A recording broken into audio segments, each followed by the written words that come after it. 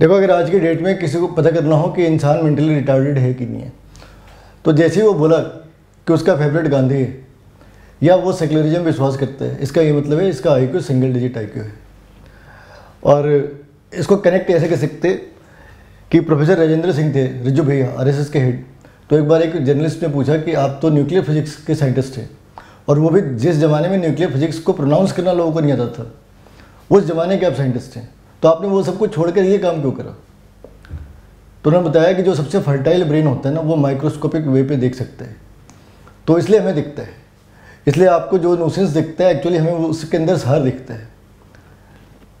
तो अब आते हैं वापस कि सेक्युलरिज्म पे जो भरोसा करते हैं ना, उनसे कभी ये प्लेट के सवाल पूछना कि अगर सेक्युलरिज्म इतनी बढ़िया चीज़ है ना, सेक्युलरिज्म अगर इतनी बढ़िया चीज़ है तो दुनिया के अंदर 100 से ज़्यादा क्रिश्चियन कंट्री और 50 से ज़्यादा मुस्लिम कंट्री है, तो उनको ये उपदेश क्यों नहीं दिया जाती? उनको ये बोलना चाहिए था ना कि सेक्युलरिज्म बढ़िया चीज़ है। यानी कि 150 कंट्री तो ऐसे है जो आपके डेफिनेशन के हिसाब से ख़राब है। अमेरिका सेक्युलरिज्म का सबसे बड़ा हीरो है।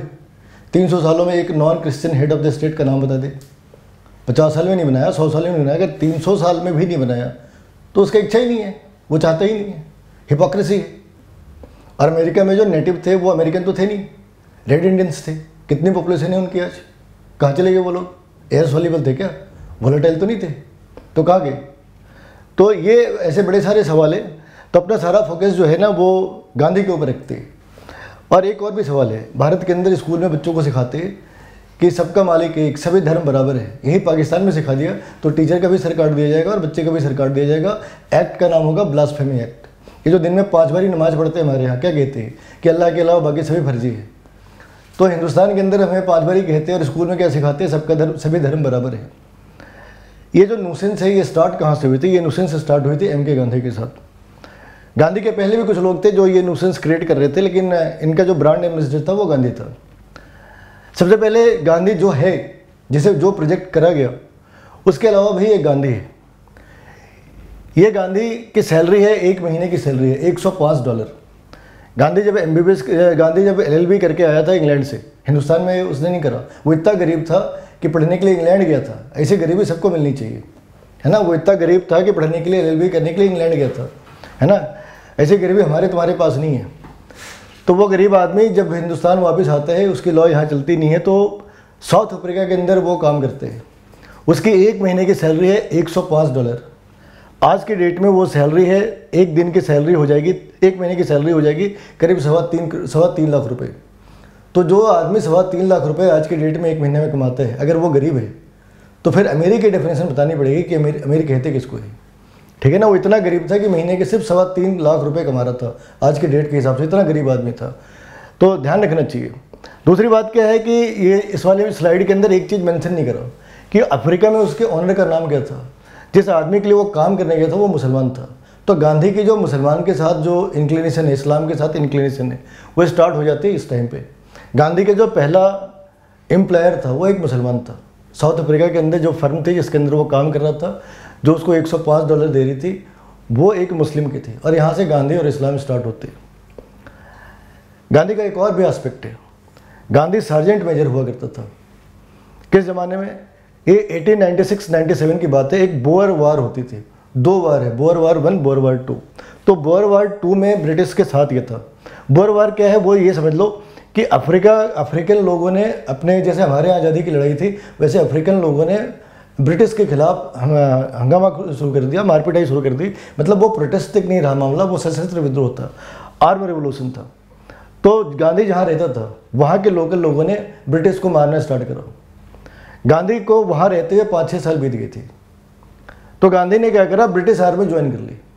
मतलब ये जिसके साथ 5-6 सालों से रह रहा था, उसकी खुफिया सूचना दिया करता था ब्रिटिश को। इसके बदले ब्रिटिश उसे कितना पैसा देते थे ये नहीं मालूम। हम पहली क्लास से पढ़ते हैं मोहनदास करमचंद गांधी। आज तक कभी नहीं पढ़ा कि Mohandas Karamchand Gandhi was the British employ, British army employ. अब यहाँ पे एक छोटी सी प्रॉब्लम और भी है। गांधी की हाइट छोटी थी, गांधी कभी सिपाही के तौर पे नहीं गया था, वो उसके एम्बुलेंस यूनिट के अंदर तैनात करा गया था। तो गांधी उसके एम्बुलेंस यूनिट का कर्मचारी था, लेकिन उसकी जो रैंक थी उसका नाम था सार्जेंट मेजर।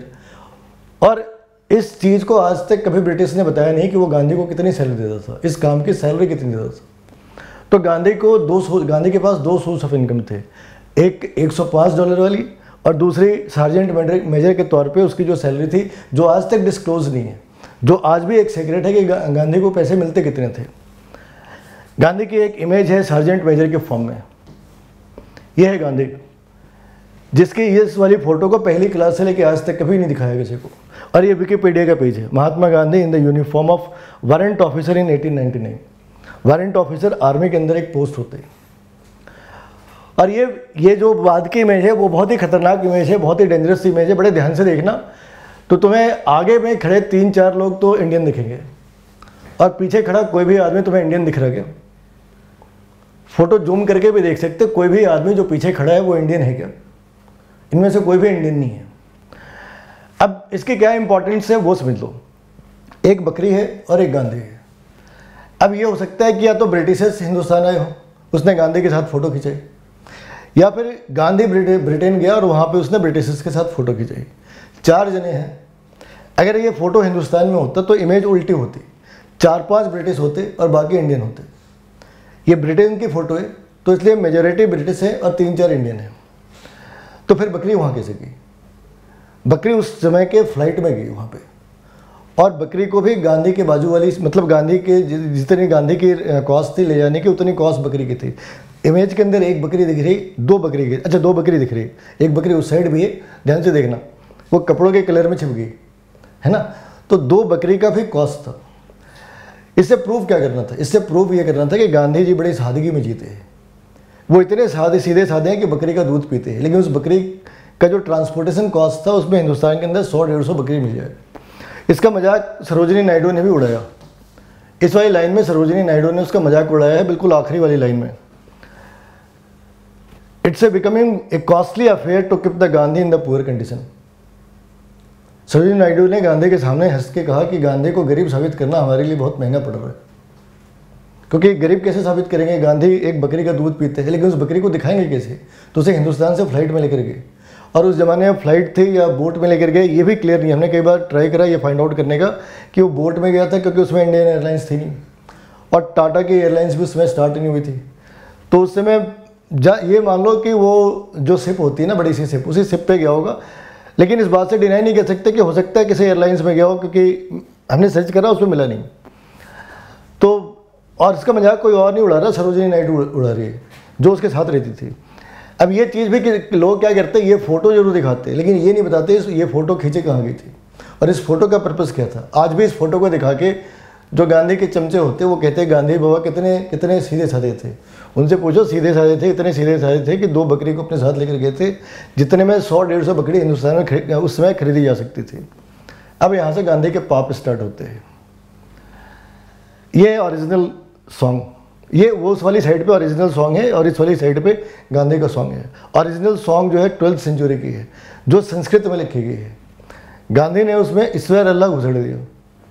कई बार गांधी ये कहता रहा कि हमने ऐसा इसलिए करा ताकि हिंदू मुस्लिम एकता बनी रहे। इसकी एकता आई कहाँ से थी? $105 की सैलरी से, है ना।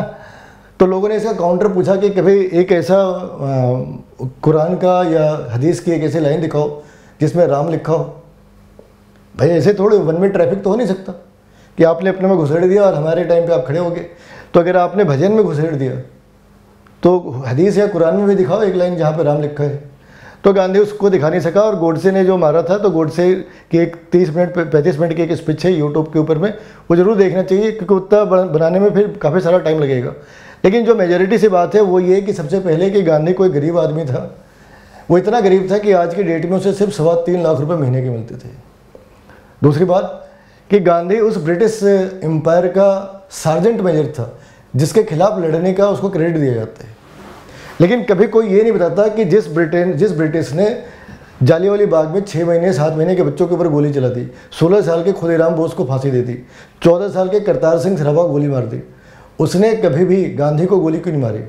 कभी भी गांधी के पाँव में गोली मार दी होती, पेट में गोली मार दी होती, सर में नहीं मारी, पाँव में मार दी होती, पेट में मार दी होती। कभी गांधी को सेलुलर जेल में क्यों नहीं रखा? और एक और भी वीडियो बनाई जा सकती है कि गांधी जब जेल में होता था उस जेल का नाम क्या था। बड़े ध्यान से देखोगे, जो तुम्हारी एनसीईआरटी की बुक है उसमें भी लिखा होता है, धीरे से बहुत छोटा सा लिखा होता है गांधी इन प्रिजन, और बाजू में लिखा होता आगा खां पैलेस।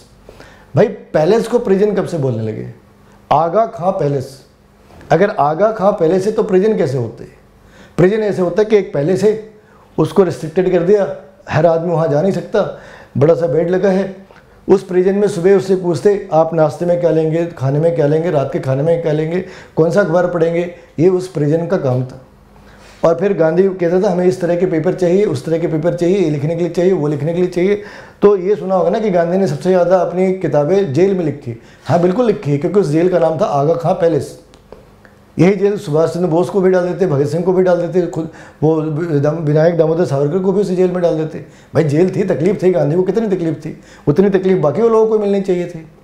तो जो आदमी सार्जेंट मेजर था ब्रिटिश आर्मी के अंदर में, वही आदमी बाद में हिंदुस्तान में ब्रिटिश के खिलाफ लड़ते हैं। अच्छा, और कांग्रेस बनाया किसने था? ईस्ट इंडिया कंपनी ने एक कंपनी बनाई कांग्रेस। उसके पहले 7-8 लोग क्रिश्चियन हुआ करते थे। 1910 तक एसेंशियली कोई ना कोई क्रिश्चियन उसका हेड हुआ करता था, जो पहले भारत के अंदर किसी न किसी पुलिस पोस्ट के ऊपर रहता था। तो वो लोग थे, और गांधी भी उसी कांग्रेस का था। गांधी ऐसे प्रोजेक्ट करता रहा कि कांग्रेस में वो कुछ कर नहीं रहा, वो बस लोगों को थोड़ी बहुत सलाह दे रहे। लेकिन जब सुभाष चंद्र बोस जीत गए, पट्टा भाई सीतारामैया को हरा गए, तो गांधी ने इतना नौटंकी करा कि सुभाष चंद्र बोस को छोड़ना पड़ा। गांधी और उसके चेले बताएंगे आज कि सुभाष चंद्र बोस जैसे आदमी ने कांग्रेस क्यों छोड़ा, और उसकी जिम्मेदारी किसके ऊपर है? बीजेपी के ऊपर है। क्यों छोड़ा सुभाष चंद्र बोस ने? और उनकी किताब है जिसमें लिखा है कि गांधी को उसने छोड़ दिया। इसमें एक और भी चीज़ है जो शायद तुम्हें कहीं भी ना मिले। जब जब भारत में ना ऐसे बताते हैं कि जैसे लड़ाई जीत के हमने कोई आज़ादी ले ली हो, ऐसा नहीं था। 1946 में कैबिनेट मिशन प्लान बना। कैबिनेट मिशन प्लान में साफ साफ लिखा हुआ था कि इस तारीख को हम जाएंगे और उसके पहले सरकार बनाना है। तो नेहरू 15 अगस्त 1947 को प्रधानमंत्री बना हो, ऐसा नहीं है, वो पहले बन चुका था, 46 में ही प्रधानमंत्री बन चुका था। तो वहाँ पे क्या हुआ, प्रधानमंत्री ये 46 में क्या होता है कि कांग्रेस की 14 कमेटी रहती है, 14 या 16 कमेटी रहती है पूरे देश के अंदर में। उनसे कहा जाता है कि आप प्रधानमंत्री पोस्ट का नाम लिखें, आप उस आदमी का नाम लिखें जो प्रधानमंत्री बनना चाहते हैं। तो अगर 14 थी तो 12 लोगों ने क्या करा, उसका नाम लिखा जो अपने पहले गृह मंत्री थे, पटेल, सरदार पटेल का नाम लिखा। एक आदमी ने जीवी कृपलानी का नाम लिखा, और एक आदमी ने एक कमेटी ने कुछ भी नहीं लिखा। तो अगर 12, क्योंकि हमें याद नहीं 14 है या 16, अगर 14 है तो ये कंपोजिशन है, अगर 16 है तो 14 लोगों ने लिखा, एक ने जीवी कृपलानी लिखा और एक ने कुछ भी नहीं लिखा, एक कमेटी ने। इसमें नेहरू कहाँ है? तो अगर 14/12 या 14/16 वोट से वो जीत गए, सरदार पटेल जब जीत गए तो गांधी ने एक पर्चा बढ़ाया जहाँ पे ये सब कुछ डिसाइड हो रहा था। वहाँ पे ऊपर में स्टेज पे गांधी, नेहरू और पटेल एक फ़ोटो है जिसमें एक साइड में गांधी है, एक साइड में गांधी बीच में, एक साइड में पटेल है और एक साइड पे नेहरू है। वो उसी कॉन्फ्रेंस की फ़ोटो है। तो जब वो जीत गया तो गांधी को अनाउंस करना था कि कांग्रेस की तरफ से प्रधानमंत्री पद का दावेदार कौन है। तो सबने भेज दिया, गांधी ने उसे पढ़ा, और अब गांधी को अनाउंस करना था कि 16 कमेटियों में से 14 कमेटी ने या 14 में से 12 कमेटी ने पटेल को वो बनाया है। गांधी ने मनहूस की जैसी शक्ल बना के पटेल की तरफ बढ़ा दिया कि देखो ऐसा लिखा है। पटेल की समझ नहीं आया कि क्या करे, ये पटेल की गलती भी रही। पटेल ने गांधी को देखा, और क्योंकि सब कुछ उस समय के हिसाब से लाइव चल रहा था, तो जो भी डिसाइड करना था कुछ सेकंड के अंदर डिसाइड करना था। तो गांधी ने उसको देखा, उसने गांधी को देखा, गांधी ने आंखों में उसको कुछ कहा। फिर भी पटेल जो थे उनको कुछ समझ नहीं आता कि करे तो क्या करे। तो फिर एक आदमी ने उनके हाथ में एक स्लिप ला के डाल दी जो गांधी ने लिख के दिया था, और उस स्लिप पे लिखा था तुम अपना नाम विड्रॉ कर लो। तो पटेल की ये गलती थी, पटेल की कमिटमेंट गांधी से नहीं इस देश से होनी चाहिए थी। पटेल ने वो स्लिप विड्रॉ कर ली, और फिर गांधी ने ये बताने की कोशिश भी नहीं करी किसी को कि स्लिप पे क्या लिखा था। गांधी ने कह दिया कि नेहरू जो है वो हमारी तरफ से प्रधानमंत्री का उम्मीदवार है। अब हुआ ये कि 14 जो कमेटी रही होगी उसको ऐसा लगा कि हमारी वाली ने तो पटेल लिखा था, बाकियों ने नेहरू लिख दिया होगा। ऐसा ही कन्फ्यूजन सभी को होता रहा, और ये बहुत बाद में पता चला जब सभी इकट्ठे हुए और पूछा वो कौन बेवकूफ़ है जिसने नेहरू का नाम लिखा, तो पता चला कि हमें से किसी ने लिखा ही नहीं, तो फिर नेहरू का नाम लिखा किसने। तो ये गांधी ने करा है, जो किसी को भी मतलब अब के डेट में डॉक्यूमेंटेड है, लेकिन बहुत सालों तक किसी को पता नहीं रहा कि गांधी ने क्या पाप करे थे। अब ये गांधी के कुछ एक बढ़िया सी लाइनें हैं। गांधी ये बातें हैं जब मोपला का विद्रोह हुआ था, जब मोपला में हिंदुओं को मारा जा रहा था, जब मोपला में हिंदुओं को मारा जा रहा था, तो गांधी ने कहा कि अगर मुसलमान हिंदुओं को मार के एक अलग सा राज्य बनाना चाहते तो हिंदुओं को शांतिपूर्वक मरना चाहिए। यहाँ पीछे वाली लाइन में लिखा है 1922 में कि अगर मुस्लिम हमें मारना भी चाहे तो हमें बहादुरी के साथ शांतिपूर्वक मौत को स्वीकार करना है और मुसलमानों के खिलाफ किसी तरीके का आक्रोश नहीं दिखाना है। तो ये तो गांधी का वर्जन था। गांधी ने क्या करा कि पहले जिन्ना को आउट ऑफ प्रपोर्शन ब्लो करा। लोग कहते हैं जिन्ना ने पाकिस्तान बनाया, ये बात सही है। जिन्ना और उस आदमी ने जिसने लिखा सारे जहां से अच्छा हिंदुस्तान हमारा, उन दोनों ने मिलकर पाकिस्तान बनाया, क्योंकि हमें ये सिखाया था कि इकबाल ने लिखा सारे जहां से अच्छा हिंदुस्तान हमारा, उसी इकबाल ने ये भी लिखा मुस्लिम है हम सारा जहां हमारा। ठीक है, तो हम क्या करते हैं, वो हिस्सा जो बढ़िया है वो दिखा देते, जो हिस्सा गंदा है उसे छिपा जाते। ये बिल्कुल सही है कि उन दो लोगों ने पाकिस्तान बनाया, लेकिन उन दोनों को किसने बनाया? उन दोनों को बनाया गांधी ने। ऐसे कई मीटिंग हैं जहाँ पे जिन्ना की कोई बात नहीं मानेगी, और गांधी ने मीटिंग के बाद में कह दिया कि ठीक है, मीटिंग कमेटी ये चाहती है कि ऐसा हो, लेकिन जिन्ना चाहता है ऐसा नहीं हो, इसलिए जिन्ना के पास वीटो राइट है। यानी कि 50 लोग मिलकर ये कह दे कि ये करना है और जिन्ना कह दे ये नहीं करना है, तो 50 लोगों के ऊपर जिन्ना की बात हावी हो जाती थी। जिन्ना के पास एक अनरिटन वीटो पावर था, और वो दिया किसने था? गांधी ने दिया था। तो गांधी अपने हाथ नहीं हटा सकता कि इस देश का विभाजन कैसे हुआ। गांधी ने पहले उसको आगे बढ़ाया, फिर बाद में कहा मेरी लाश पे विभाजन होगा, और जब विभाजन का टाइम आया तो गायब हो गया।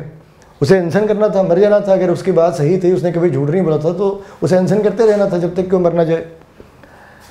अब आते हैं यहाँ से गोडसे की तरफ में कि गोडसे ने क्या करा। तो सबसे पहले गोडसे जो गोडसे था वो एक बहुत ही इंटेलिजेंट, उस ज़माने के हिसाब से बहुत इंटेलिजेंट, और उस ज़माने के हिसाब से बहुत ही पढ़ा लिखा आदमी था, और उसे कुछ एडवेंचरस करने का बचपन से शौक था। और वो क्या करता था, जासूसी किताबें पढ़ा करता था, और टाइमिंग के लिए वो वहाँ पे एक लोकल अखबार का एडिटर हुआ करता था, जो उस ज़माने के हिसाब से बहुत बड़ी बात थी। उस ज़माने में उंगली पे गिनने लायक अखबार हुआ करते थे, और वो उनमें से एक अखबार का एडिटर हुआ करता था। समाज के अंदर उसकी काफ़ी प्रतिष्ठा थी, और वो एक बहुत ही शार्प IQ का इंसान माना जाता था। उसने RSS भी ज्वाइन करी, उसने अपनी संगठन भी बनाई, और एक ज़माने में जब वो स्टूडेंट था तो उसने असहयोग आंदोलन में गांधी जी जय के नारे भी लगाया करता था। ये उसने खुद अपनी किताब में लिखे है कि वो कब से गांधी के अगेंस्ट हुआ और कब तक वो गांधी के साथ था। तो सबसे पहली बात कि वो खुद पहले गांधी भक्त हुआ करता था।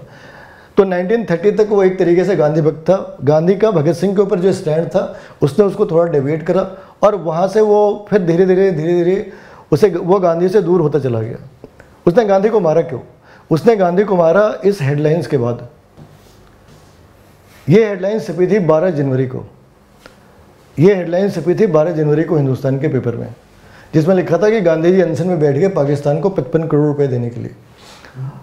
और जब गोडसे ने मतलब उस समय क्या था कि लोग चाय की दुकान पे अखबार पढ़ते थे, तो गोडसे भी पहुंचा चाय की दुकान पे, उसने अखबार पढ़ी, और उसने अखबार को मोड़ के रख दिया और फेंक दिया, और उसने कहा अब इस महात्मा को मरना होगा।